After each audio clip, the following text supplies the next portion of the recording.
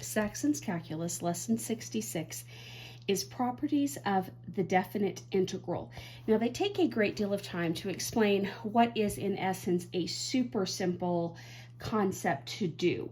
But what they're trying to explain is that when we were doing the Riemann sum and we had a boundary and we knew that we needed to subtract the highest one minus the lowest one.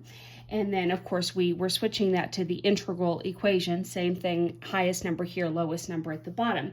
And then when we subtracted that, we got our answer. If, however, we would flip-flop and put the low one at the top and the high one at the bottom, and do the same subtraction, you would get the same answer, but it would be in its negative.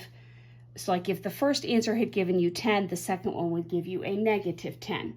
And then they continue the explanation on page 328 to talk about what happens when I know the answer from like 2 to 4, and then I know the answer from 1 to 4, and I want the combination going all the way from whatever the low one was to the high one that I just said there. And basically, you're just adding those answers together. That's the really simple concept that they take 2 and something pages to explain.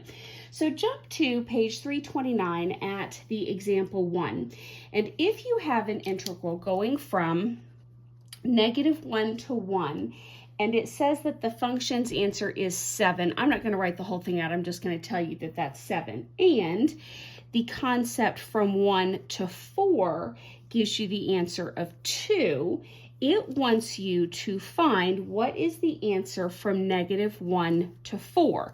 So -1 to 1 gives me a 7. Continuing on, 1 up to 4 gives me 2. So 7 plus 2 should be 5. Is there an answer on the next page? No, I mean 9. Yes, finally. It is really that simple. Now, example 2. If f and g are functions such that from 1 to 3, f gives you a 4. I will put the f here just as a reminder. And from 1 to 3, g gives me -1. Find from 1 to 3, okay, same boundary, doing 3 times the f, well, that would be 3 times 4, minus 1/3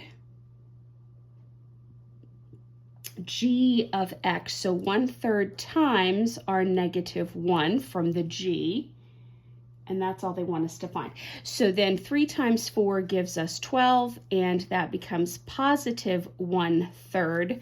So 37 thirds is the answer. So like I said, I don't quite understand why they're going through the long pages of explanation, other than they're reviewing other calculus concepts, area under the curve with the box there on page 328, talking about being positive,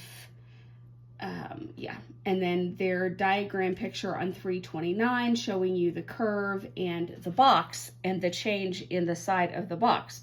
But again, this is such a simple concept. Final example, if we are integrating from -2 to 1, and that answer was a 3, and this one is going from 1 to 3, and that gives us 7. Find from -2 to 3, those put together. Okay, so from -2 up to 1 is 3. Now this one is backwards, so we need to negate this sign. That's why we reviewed that at the beginning, because I need to go from 1 to 3. So this is actually 3 going with a -7, which will be -4 for its answer.